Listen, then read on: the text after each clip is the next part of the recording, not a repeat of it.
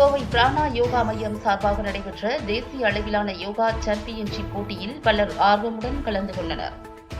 கோவை சரவணம்பட்டி, சித்தாபுதூர் ஆகிய பகுதிகளில் செயல்பட்டு வரும் கோவை பிராணா யோகா மையத்தில் யோகாவை தொடர் பயிற்சிகள் வாயிலாக வழங்குவதுடன் தேசிய, சர்வதேச போட்டிகளில் கலந்து கொண்டு அதில் சாதனை படைக்கவும் ஊக்கமளித்து வருகின்றனர்.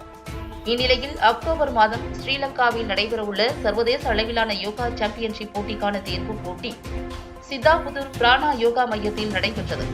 கடந்த வருடம் தாய்லாந்து, மலேசியா, துபாய் மற்றும் அந்தமான் பகுதிகளில் நடைபெற்ற சர்வதேச அளவிலான போட்டிகளில் கலந்து கொண்டு பல பரிசுகளை வென்று இந்தியாவிற்கு பெருமை சேர்த்தனர் என்பது குறிப்பிடத்தக்கது.